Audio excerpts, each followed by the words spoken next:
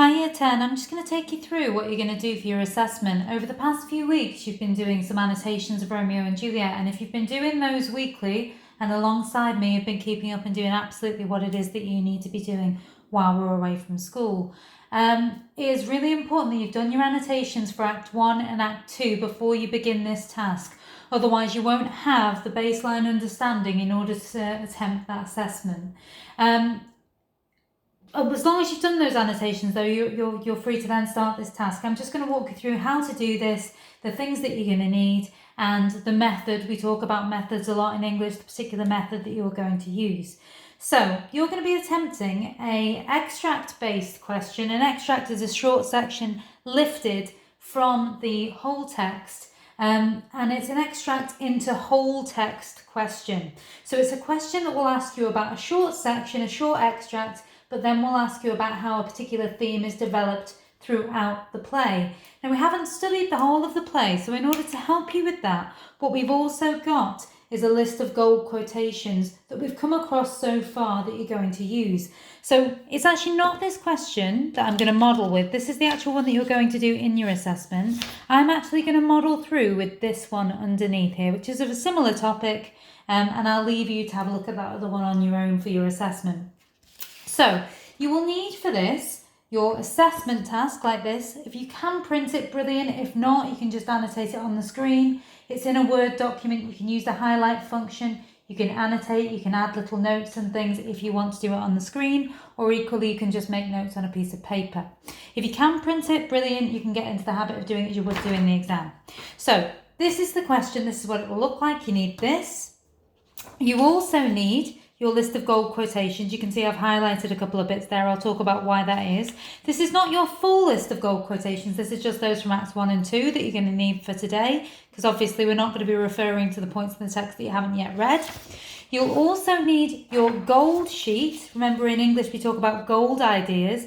This is the sheet that has the best ideas about the text. Remember, to get the best marks in English literature, what you want to do is talk about the best ideas. So these are some kind of general ambitious ideas, gold ideas that you can work into your analysis about different questions and different themes. Okay, so I'm just going to model through how you approach this particular task, and then we'll come back to the gold sheet and the gold quotation sheet just shortly. So this question will always be structured in the same way. So we've arranged this to look exactly as it would do in the exam. So read the following extract from Act 1, Scene 1. It will always tell you where the extract comes from. I would always highlight that just to make you aware of whereabouts we are in the overall narrative, in the overall story. And then read the little bit of context that comes along with it. It just tells you who's speaking, what's going on in this part. So it says, read this extract from Act 1, Scene 1, so we know we're right at the beginning of the story. Answer the question that follows. In the scene, Romeo's parents are asking Benvolio, so it's a conversation between Benvolio and Romeo's parents, about his whereabouts. They're worried about the depression he seems to be in. So this is about their worry and about Romeo being depressed. Now, we've got a little bit of context there. The reason why I tell you to do this is so that you can think about what happens before this act and what happens afterwards. Because the question, or what happens before this scene and after this scene, because the question itself will always ask you to refer to that extract, but then elsewhere in the play. So you need to know whereabouts in the play we are. The only things that have gone before this are the prologue. This is Act 1, Scene 1. The prologue and the brawl in the streets have taken place. The brawl between the servants in honour of the Montague and Capulet names. Remember, the servants are actually the ones who begin that brawl over the kind of worthiness of their masters. And then later on in the play, we've got all of those key events. We've got Romeo meets Juliet. We've got that they fall in love at first sight. We've got the idea that they then marry in secret. The plan that is then hatched so that Juliet does not have to marry Paris. Romeo being exiled to Verona for killing Tybalt. Tybalt, of course, kills Mercutio. So we've got all these other events leading all the way to their deaths. But this is very early in that overall narrative. And remember, the whole narrative, all the 5 acts, only take place over 5 days. So it's a very condensed timeline. Okay, so before we actually read the extract, your temptation might be to just start annotating, but we need to know what we're looking for first. So I would always then say go from the blurb at the top straight down to here. And so it says starting with the extract. So I can take some quotes from the extract, but I need to have some from elsewhere, and that's where my gold list comes in. Explain how. Whenever you see the word how, it's asking you about devices. So it's asking you about language and structure devices, and that's actually one of your assessment objectives for this particular question. And your keyword is Romeo as immature and or passionate. So you can talk about one or the other, or you can talk about both. Okay, so where do we see Shakespeare presenting Romeo as immature or passionate? And it will always remind you, look in the extract and look elsewhere in the play. So I want really 2 to 3 quotations max from the extract, and then 2 to 3 quotations from the wider text. And actually, I think you can do this with 2 from each really successfully. So effectively, you're going to be writing 4 peels. If you can write 6 in 45 minutes, absolutely fantastic. But 4 peels here or 4 PQELs will be plenty. Okay, so the next job then is I select my evidence. And so let's just read the text. So this is the moment, as we know, where Benvolio, Romeo's friend, is talking to his parents. His parents are worried about this depression he appears to be in.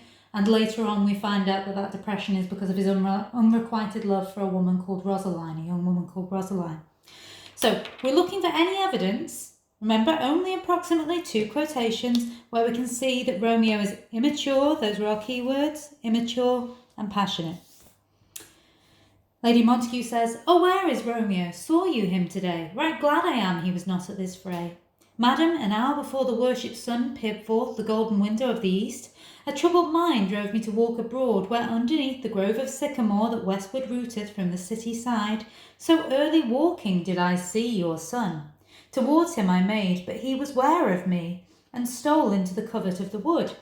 I, measuring his affections by my own, which the most sought where most might not be found, being one too many by my weary self, pursued my humour, not pursuing his, and gladly shunned who gladly fled from me." So remember, that's Benvolio saying, "Oh, I did see him, but as soon as he saw me, he stole away, he ran away from me, and I took that as a signal that he wished to be alone," is effectively what Benvolio is saying there. Montague, and then here is where I think the interesting language comes, is this part here with Montague. You might recognise this from some of the annotations that we've made, actually. "Many a morning hath he been seen there, with tears augmenting the fresh morning's dew." Now I would select that quotation because this is hyperbole. Hyperbole we know is just exaggeration for effect. His tears were augmenting, were adding to the fresh morning's dew, the wetness of the grass on the ground. So Montague is hyperbolizing, exaggerating Romeo's tears. There's so many of them falling, they're almost falling in a pool on the ground with the dew. So we've got this hyperbole. So this emphasizes, I would say, the emotional fragility of Romeo. His young age and his immaturity, therefore, which is part of the question, isn't it? He falls in love hard. He falls in love immediately. He almost can't manage his emotions.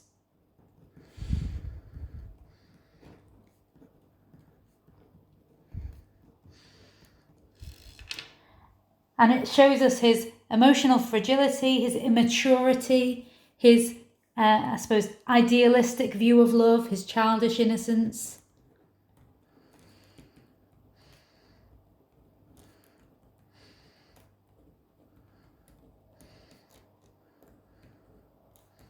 So I'm going to add some of those annotations on there. And I could talk about some of these words like fresh, perhaps representing this idea of youth, immaturity, not yet having grown and developed. If I wanted to talk about those words more closely, adding to clouds, more clouds with deep sighs. So the clouds there, we've got repetition, but that's also a metaphor, isn't it? He's adding to the clouds with his deep sighs. And the repetition of clouds, the clouds symbolize his depression.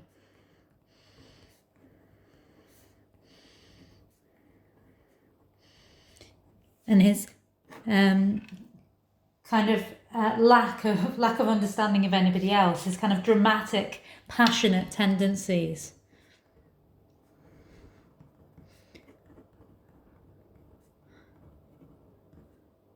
Maybe kind of slightly self-involved, that he thinks of nobody but himself and his own misery. Okay? And so the clouds, if you think about the clouds representing that idea of darkness, you might have heard the phrase, it's like he had a cloud hanging over him, or feeling blue, or feeling bleak, or feeling dark. So it's that idea of depression being represented with that symbol. And the sighs is almost that idea of that, me, poor me, the kind of moans and complaining that he's making. So his kind of his kind of dramatic behaviour as well. He seems to almost enjoy his depression and the attention he seeks from it. So we get this sense that Romeo is quite immature. And then again, we've got, but so soon as all the cheering sun should in the farthest east begin to draw the shady curtains from Aurora's bed, away from the light steals home my heavy sun. So we've got this juxtaposition between all cheering sun and light alongside words like shady curtains, heavy sun. So we've got imagery of light and darkness,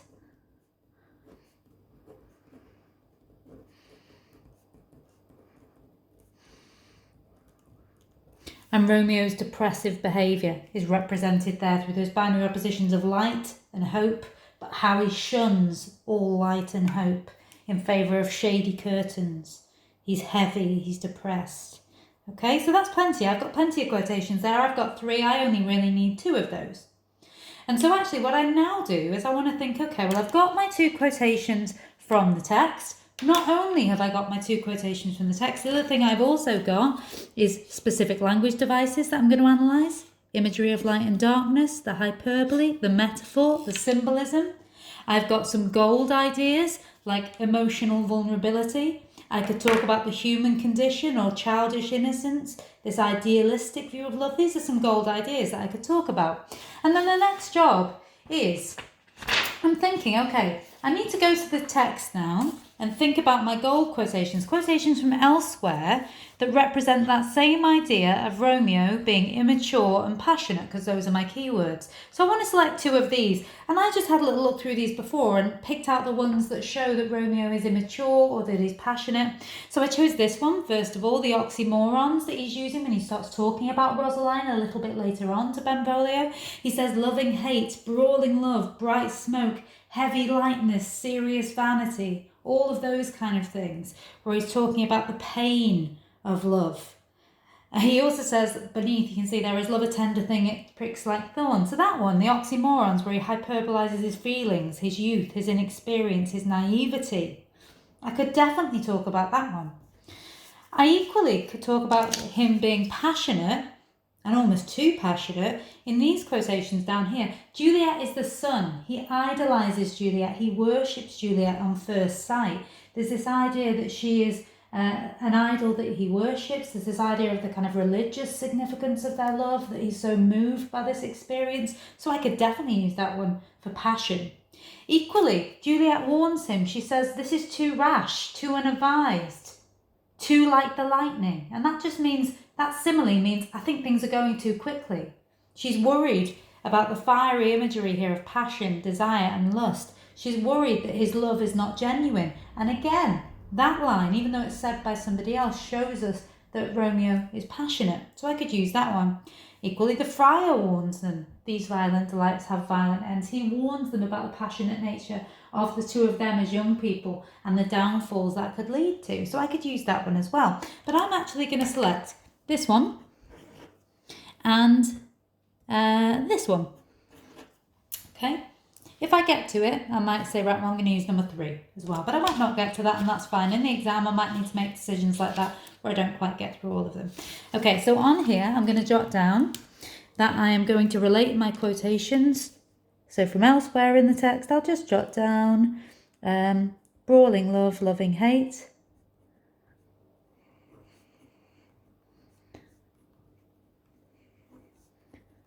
which I could link to the quotations above. Sorry, you can't see that, which I could link to the quotations above.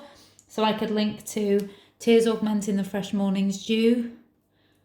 And I could show that idea that he feels that love is both pleasure and pain. He's emotionally fragile. And then in the second one, where we're talking about Romeo being overly passionate, adding to clouds, more clouds with his deep sighs, I'm also going to add Juliet is the sun. So I've got from elsewhere in the text, the oxymoron, and from elsewhere in the text, I've got this metaphor. And I'm going to relate those to the other quotations that I've got above. So I've now chosen 2 from here, 2 from the wider text to answer the question. But how do I write this up? So now the next step, I might also, just before I do this, review this document and any of the gold ideas that I could relate to this question. Okay, I won't talk about that too much. This is just normal Peel analysis, but if you can, you might relate to the idea of Romeo as quite a passionate and immature young person who needs more guidance, possibly.